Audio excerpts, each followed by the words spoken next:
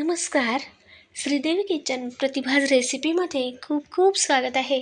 आज आपण पाहणार आहोत पावट्याची आमटी. बनवायला सोपी अशीच पद्धत, झटपटही तयार होते, पण खायला एवढी भारी लागते ना. भाकरीसोबतही चुरून खाऊ शकतो, चपातीसोबतही आणि भातासोबत तर मस्तच लागते. अगदी कमीत कमी वेळेत, शिवाय रोजच्या साहित्यात कमीत कमी मसाल्यात तयार होते. चला तर मग आमटी बनवायला सुरुवात करूया. तर इथे मी एक पाव किलो एवढा हा पावटा घेतला आहे. पावटा घेताना असा भरलेला पाहून घ्यायचा. वर असं छेद असतो किंवा किडीचा असतो आतमध्ये आणि पोचटही असतो, असा न घेता असा भरलेला पाहून घ्यायचा. चांगला ताजा आणि टवटवीत दिसणारा असा पावटा घ्यायचा. आता पावट्याची शेंग सोलताना असा देठाचा भाग शीर ओढून घ्यायची आणि हे पहा, उलट शीर आधी ओढायची, म्हणजे शेंग पटकन फुटते आणि सर्व बी असं पटकन हातात येतं. हे पहा, या पद्धतीने सर्व पावटा मी इथे सोलून घेतला. तर एक पाव किलो एवढा पावट्याची आमटी एक 3 ते 4 लोकांसाठी बरोबर होते. आता हा पावटा आपण धुवून पाणी निथळायला ठेवूयात. तोपर्यंत इथे गॅसवर तवा ठेवून घेतला. तवा थोडासा मध्यम आचेवर मध्यम असा गरम झाला की यात आपण धुवून घेतलेला पाणी निथळलेला पावटा घालूयात आणि यावर थोडंसं पोहे खाण्याचं 1 चमचा एवढं तेल घालूयात आणि मध्यम आचेवर पावटा मस्त डाग पडेपर्यंत भाजून घेऊयात. जास्त मोठ्या आचेवर न भाजता किंवा अगदीच मंद आचेवर नाही भाजायचा, मध्यम आचेवरच मस्त असे डाग पडायला लागले, सुरुवात झाली डाग पडायला की तेव्हा काढून घेऊयात. आता पावटा भाजून थोडासा थंड होऊ देऊयात आणि तोपर्यंत इथे एक छोटंसं कोरडं वाटण करूयात. तर इथे मी घेतले 2 ते 2.5 इंच असा सुक्या खोबऱ्याच्या तुकड्याचे असे काप करून घेतले. त्यानंतर एक 10 ते 12 लसूण पाकळ्या आणि देठासहितच अर्धी मूठ एवढी कोथिंबीर घेतली. आता यासोबतच आपण यात घालूया एक 2 चमचा एवढा भाजलेला पावटा, म्हणजे मस्तच अशी आमटीला अजून चव येते. 2 ते 2.5 चमचा एवढा भाजलेला पावटाही कोरड्या वाटणासोबत मिक्सरला असा फिरवून घेतला. अजिबात पाणी न घालता असं कोरडं वाटण तयार करून घेतलं. गॅसवर आता कढाई ठेवून घेतली. यात घालूया आवश्यकतेनुसार तेल. मी इथे मोठा पाव चमचा एवढे तेल घातले. तेल गरम झाले की यात घालूया अर्धा चमचा एवढी मोहरी. मोहरी चांगली फुटल्यानंतर 1 चमचा एवढे जिरे घातले. जिरेही चांगले फुलू द्यायचे. चांगले जिरे तळतळल्यावर पाव चमचा एवढे हिंग घालूयात.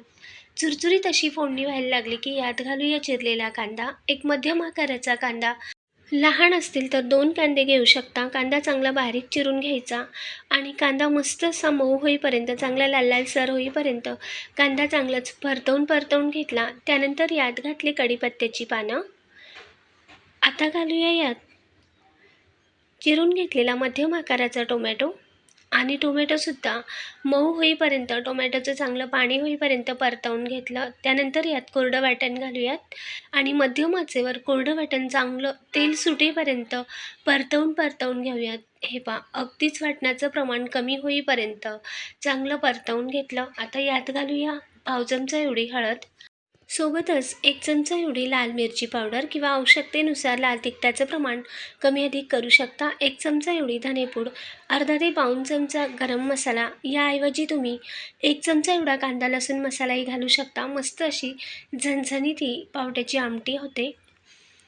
तर आता यात थोडंसं पाणी घालून मसाले चांगले मिक्स करून घेऊयात आणि चांगले मिक्स झाल्यावर मंद आच करून यावर झाकण ठेवूयात आणि तेल सुटेपर्यंत मसाले काही सेकंदांसाठी शिजवून घेऊयात. तर हे पहा, मस्त असं याला तवंग आला आहे.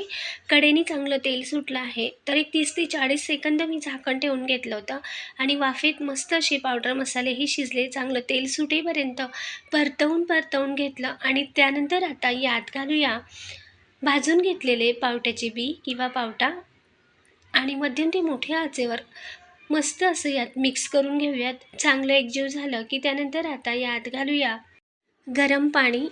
जेवढी आपल्याला आमटी हवी आहे तेवढं गरम पाणी घालूयात. इथे मी एक 2 ते 2.5 ग्लास एवढं गरम पाणी घातलं.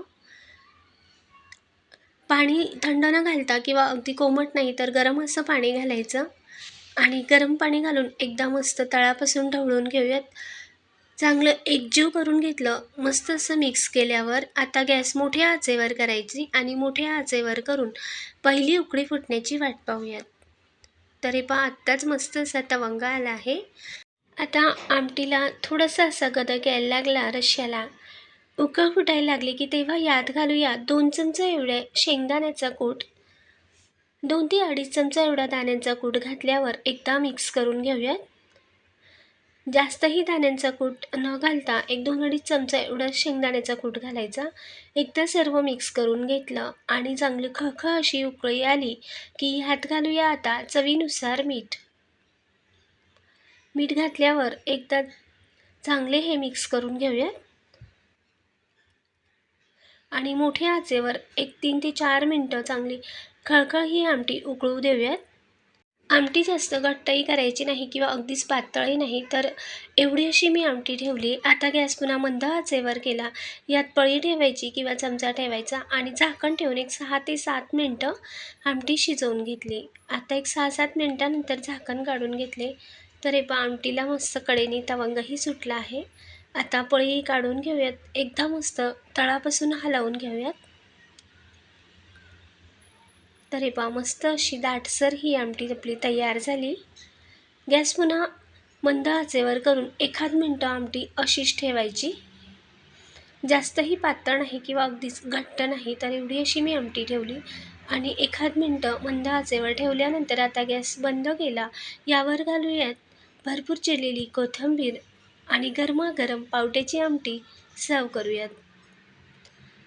अगदी चविष्ट अशी आमटी होते. साधी सोपी पद्धत, रोजच्या साहित्यात, कमीत कमी मसाल्यात. चपातीसोबतही खाऊ शकतो, भाकरीसोबतही आणि भातासोबत तर मस्तच लागते. कांदा चिरून जर नसेल तुम्हाला घालायचा तर 1 ते 1.5 चमचा एवढा कांदा लसूण मसाला मात्र नक्की घाला. खूप छान चव येते. लाईक, शेअर, सबस्क्राईब करा. कमेंटद्वारेही सांगा. नवीन रेसिपीसोबत भेटूया. धन्यवाद.